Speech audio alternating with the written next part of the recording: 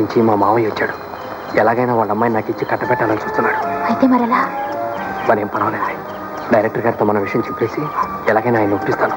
అదేదో త్వరగా చేయండి, లేకపోతే మనం కలుసుకోవటం ఎవరన్నా చూస్తే తప్పుగా అనుకుంటారు.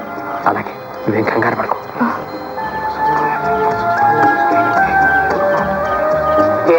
ఏం చేస్తున్నావు? ముందుగా రాలే.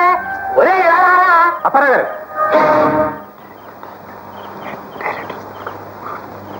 ఏం కావాలండి? ఇక్కడికి ఎందుకు వచ్చారు? మీరు వచ్చే పని అయిపోయిందిగా, చెప్పాను కదా నేను. మీ సొంత వ్యవహారాలు ఏమైనా ఉంటే మీ ఇంటి దగ్గర తెలుసుకోండి. వెళ్ళండి ఇక్కడి నుంచి, తీసుకెళ్ళరా. ఆయన పెట్టే బిడ్డకి పారే. రా, మీకే పని ఇక్కడ? మీకే పనమ్మా? సార్ ప్లీజ్ మణి వెళ్ళి. భక్త రెడ్డి గారు ప్లీజ్. మోహన్, సరోజ.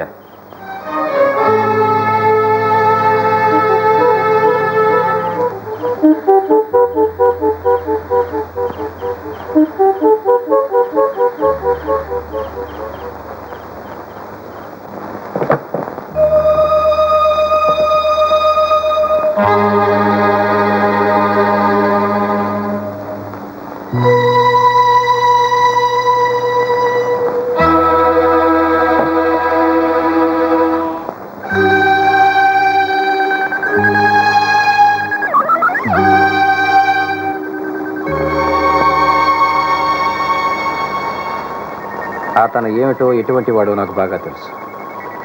అతని మీద ఇలాంటి అభిప్రాయం నాకు ఎప్పుడూ లేదు. నీ మీద అంటావా? ఇప్పటి వరకు ఎలాంటి అభిప్రాయం ఏర్పడలేదు. కారణం ఇంతవరకు నువ్వు నా దగ్గర పనిచేయకపోవడం. ఇప్పుడిప్పుడే పైకొస్తున్నది నువ్వు. పైకొచ్చి తన కాళ్ళ మీద తను నిలబడ్డది అతను. నువ్వు పైకి రావడం కోసం పైన అతని కిందకి లాగేయాలనుకోవడం చాలా తప్పు. చూడు, అతను చాలామంది హీరోయిన్స్తో పనిచేశాడు. నీకంటే కొత్త వాళ్ళతో పనిచేశాడు, నీకంటే పాత వాళ్ళతో పనిచేశాడు, నీకంటే అందమైన వాళ్ళతోనూ పనిచేశాడు, నీకంటే అనుభవం ఉన్న వాళ్ళతోనూ పనిచేశాడు. అతను చాలా అవుట్డోర్స్కి వచ్చాడు. ఇంతకంటే ఎక్కువ రోజులే ఉన్నాడు.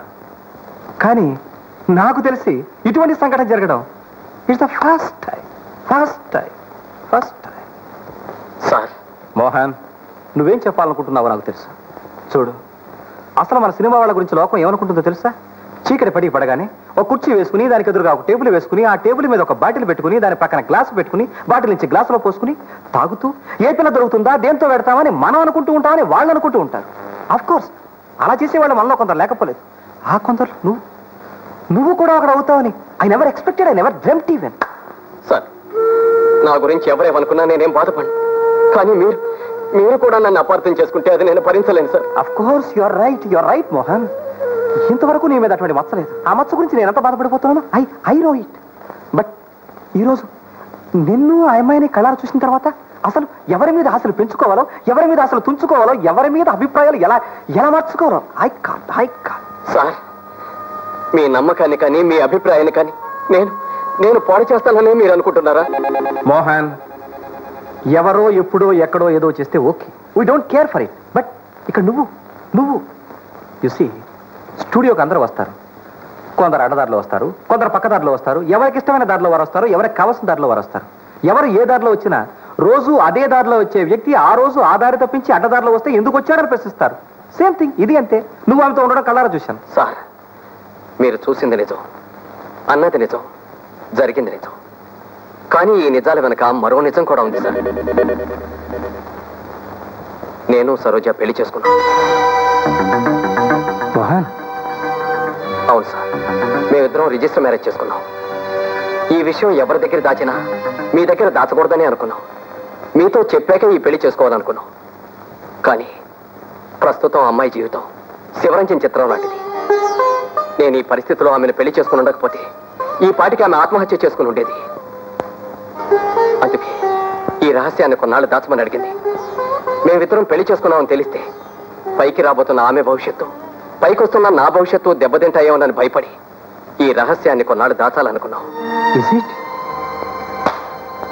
Mohan, congratulations. Really I feel proud of you. Thank you sir. I'm sorry. I'm so sorry. Sorry అమ్మా. ఆయన ఇదేదో పెద్ద రహస్యంగా దాచిపెట్టి ఈ నిజాన్ని ఎందుకయ్యా నువ్వు దాచాలి?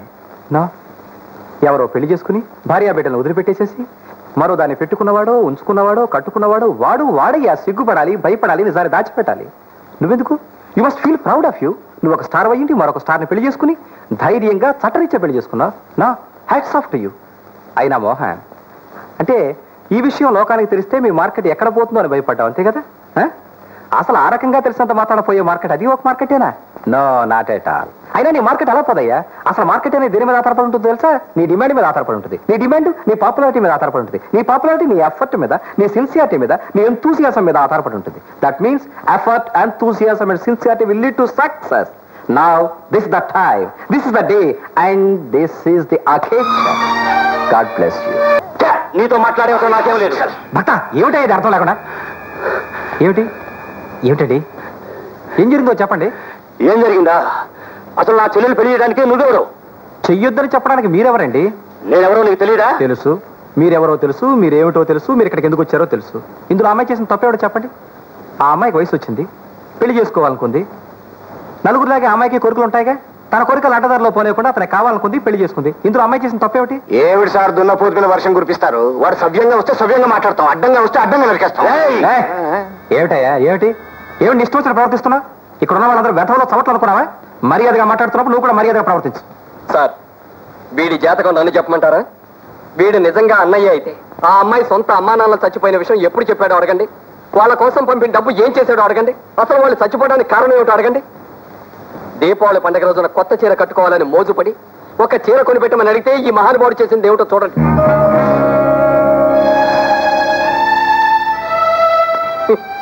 వీడు అన్న, రక్తం పంచుకుబట్టిన అన్న. ఈ పిల్ల మీద వీడికి హక్కు ఉంది. అవన్నీ నా పర్సనల్ విషయాలు. పర్సనల్ విషయాలు కాకుండా సినిమా విషయాలు ఎవడు మాట్లాడతాడా నీతో? అయితే నన్ను ఇప్పుడు ఏం చేయమంటారు? తూర్పు తిరిగి దండం పెట్టు. చూడు మిస్టర్, ఆ అమ్మాయి అతన్ని కావాలనుకుంది, అతను ఆ అమ్మాయిని కావాలనుకున్నాడు. ఇద్దరూ చట్టరీత్యా పెళ్లి చేసుకున్నారు. ఈ పెళ్లి కాదనే హక్కు నీకు గాని నాకు గాని ఇక్కడ ఉన్న వాళ్ళు ఎవరికీ లేదు.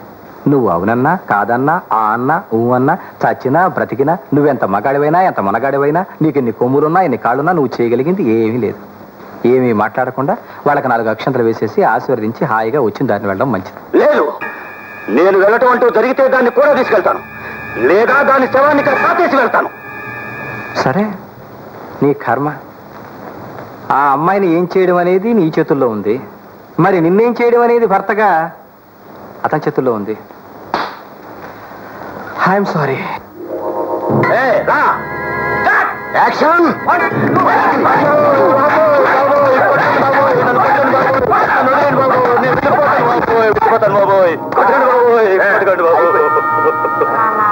వెళ్ళిపోతాను, నాకెవరు వద్దు, నేను వెళ్ళిపోతాను బాబు. బాబు నీకేం పర్వాలేదు, ఏమి చేయం. కూర్చో కూర్చో కూర్చో కూర్చో.